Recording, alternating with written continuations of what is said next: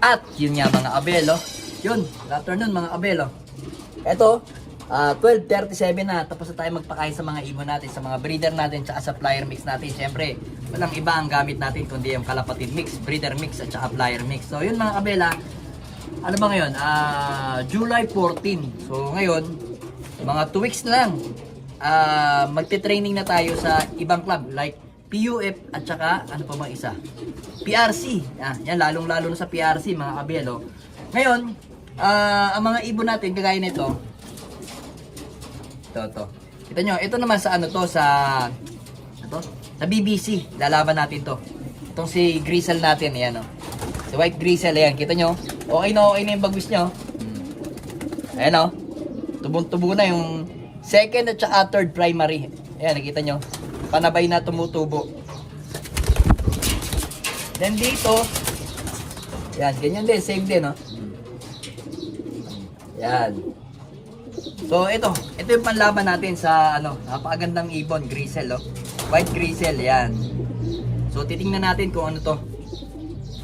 Bale, ang mangyayari nito, siguro, possible nito, matitraining na to sa PRC. Kasi, ang may lalaban ko ata sa PRC, kung hindi ako nagkakamali, 4 hanggang 5 mga kapil. 4 o 5 ilalaban natin doon. So ito isasama na natin sa training to doon. Tapos saka na lang natin to ililipat sa BBC main kapag September na, pagkalabanan na talaga doon sa training nila. Kasi September pa. Hindi ko, kasi tatapusin nila yung derby ng BBC Junior. So siguro, possible noon, September first week ng yun.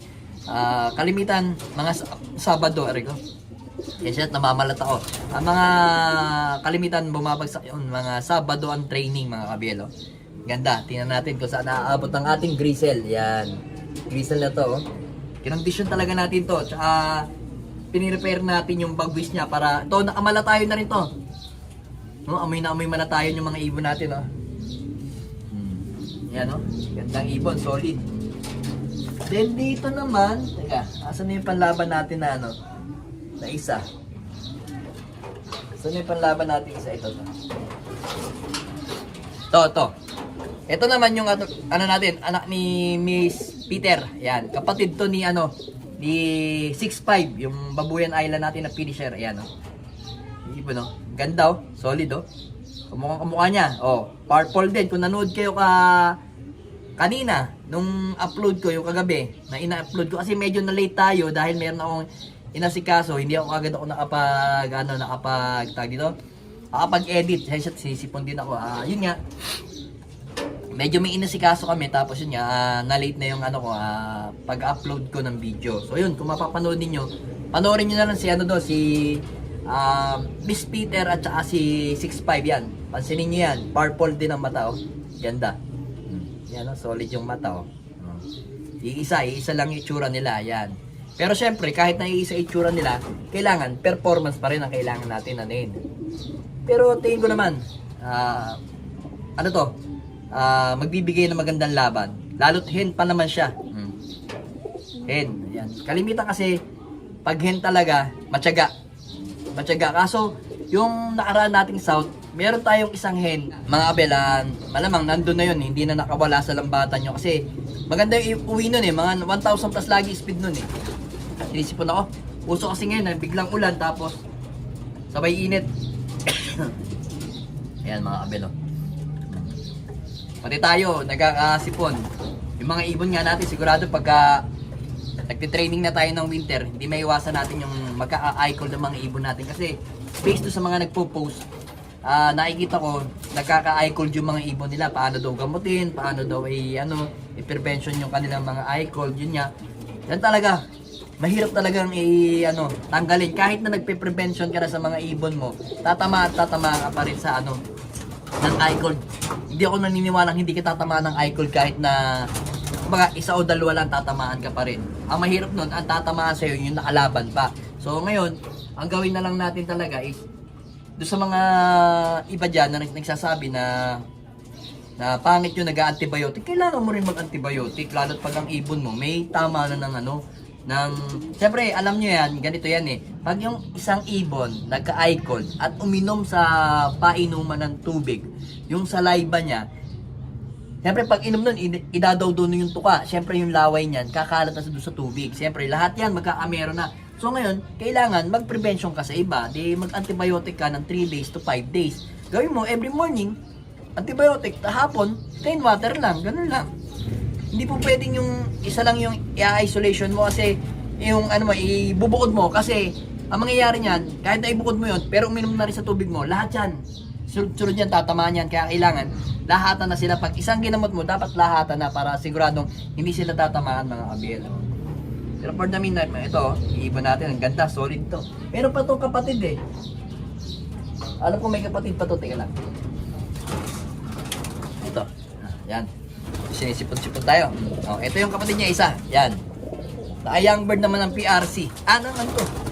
PPCP pala. Ayan oh. Kita mo yung mata. Ayan oh. Ayan oh. Ganda oh. PM nyo ako doon sa mga gusto ano. Ito kako. Available to. Pwede ko itong i-out to. Mga kabelo. Ayan oh. Ayan. Ito isang kak. Yan. Kapatid to mismo nung pinakita ko. Ito to. Nakapatid ni ano 6'5". Yan. Direktang anak din to. Bali ito, third clutch to, mga kabel. Yun, second clutch. Mga kabel, oh. Yan. PM nyo ko kung ano, kung gusto nyo lang naman. Gandang ibon yan, oh. Ayan, oh. Ang bloodline nito, Peter C. Na may paso, Miss Peter, yung Peter C nga. Miss Peter cross sa ano natin, Victor Lim. Ayan. Gusto nyo lang, oh. Gandang ibon, solid. Naka-prepare na tayo. So, yung iba naman dito, mga PPCP, by ano pa yun, by September pa. Ito pa, ito, PRC natin to, PRC, oh. Ito. Ito naman yung kapatid ni ano. Alam niyo si Miss DQ? Kapatid niya to, oh. Kapatid sa tatay. Ayan. No. Kinis ng mga ibon natin, mga kabiel. Kailangan yan, pagka winter o north race, kailangan pag tag-ulan, kailangan maikinis yung mga ibon ninyo. Ayan, tubo na. Tapos na nilang rumonda kanina. Ayan, pero naronda na to kahit ganito yung bagwis nito, mga kabiel. Ayan, kikinis na lang ng ibon natin. Sino pa ba yung alaban natin dito? Ito. Ito yung asawa ni 6'5", mga kabiel. Ito pa, oh. PUF pala to, PUF, kulay pula sing-sing, eh, no? Yan. Ito yung bagwis niya, no? Yan, no? Patubo pa lang yung isa dito. Yan, tumutubo, oh. Kumbaga, ang ginawa ko dito, mga kabiel, ito, mabubuo tong dalawang to. Ito to, simula dito. Simula dyan, yan, dito. Sa third primary, tutubo na. So, ngayon, ang malalaglag naman dyan is 3, 4, 5. Bale, pang limang primary ang malalaglag, tumutubo na kasi pang 6 eh. So yun, binilang ko lang yung labanan ng PUF hanggang derby hanggang matapos. Doon na lang ako nagbunot, hindi ko na siya binunot ng tuluyan. Ayan, oh. Tingnan natin kung anong gagawin nito ng pastel natin. Yan, mga kabe. Ito yung pastel natin, oh. Simpleng ibon. Ayan. Ayan, ha. Tingnan nyo, katawan, ha. Bangkain pa yan, oh. Ayan, bangkain, oh. Ayan, oh. Ito nyo, bangkain, oh. Ayan, oh. Ibon. May puti sa kuko, ayan, no? Kita nyo naman, no? Puti sa kuko. Yan yung ibon natin, no? So, tingnan natin kung saan ang aabot tong ibon natin, kung hanggang saan. Yan, tingnan natin, no? Kikinis, batang-bata to, pero nag-egg na to. Ito yung na-virgin ni 6'5". Yung may dugo yung itlog niya. Bago natin ikarga sa Babuyan Island. Yan. Tingnan natin. Pero napapansin ko to, pag rumoronda yung mga ibon natin, ito laging nagbi-break away, laging may sariling mundo to. Ayaw nang nasama sa iba. Tapos be-break away sabay baba, mga kabel. Malalaman natin yung liparan nito. Ito pa, mga kabel, oh, kapatid din to ni ni Miss Peter, oh. Anak ni Miss Peter, ayan, oh. Ito yung first clutch, ayan, oh. Ang gandang ibon, oh. Yan, kak. Ito available din to. Mag-out tayo eh. Gusto ko mag-out ng kasi Plano ko kasing magpasok sana sa BBC kaso kulang tayo ng budget. Yan. Kaya gusto ko mag-out sana para makahabol sa BBC OLR. Sakali. Yan. Mura lang naman yung dalawa. Hindi ko naman bibigatan yung benta nito mga kabel. Oh. Gandang ibon, no? Kak din. Bihira lang kasi maglabas si Miss Peter ng hen. Kaya yung hen na yon, ilalaban ko yun. Pag nanalo, stock ulit tapos gagawin natin breeder. Yan. Ganda ng mga anak ni Miss Peter talaga. Sana tumira tong mga to pag hindi sila nabenta. Sana tumira sila ngayong winter mga kabel. Alright. Aray mo!